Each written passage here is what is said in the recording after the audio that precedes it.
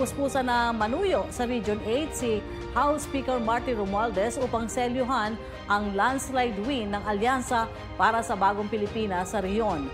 Ang buong detalye po kwento sa atin ni Charmaine Abong. Itinulak ni House Speaker Martin Romualdez at Tingog Party List sa pamumuno ni Representative Yeda Romualdez at Jude Asidre ang panalo ng mga kandidato ng alyansa para sa bagong Pilipinas sa Region 8.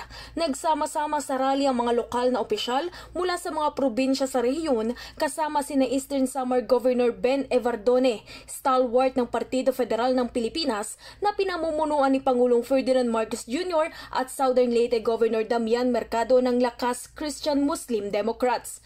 Kaya solid tayo. Ipapakita natin sa buong Pilipinas pag kumilos ang Eastern Visayas, kaya natin ipasok ang buong senatorial slate ng alyansa. Kaya ba natin ito? Kaya ba natin ito?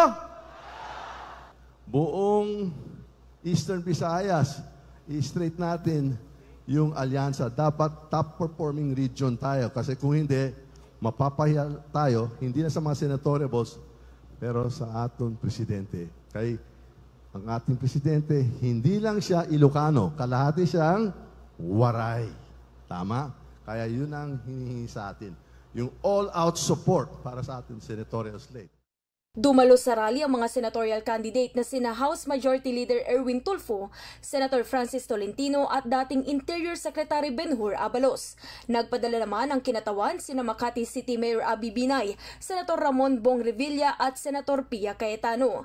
Kinilala naman ni Representative Yeda Romualdez ang mga leader sa Eastern Visayas na tinawag nitong Coalition of Conviction, habang iginiit naman ni Asidre ang bigat ng pag-endorso ng mga leader mula sa Region 8. Kinilala naman ang speaker ang higit 3 milyong botante ng rehiyon at umaasang makakapasok ang alyansa sa Senado. I'm hoping for it, but we're going to do everything we can. Nandito tayo at andito yung mga ibang mga senatoriables at yung mga representante nila. At alam mo naman, si Presidente, hindi lang Ilocano, kalahati yan, Waray. Kaya siyempre, magpapasalamat talaga siya pag na-deliver natin yung talagang yung karuyag na straight natin yung alyansa. Ako si Charmaine Abong para sa Kwentong Politiko.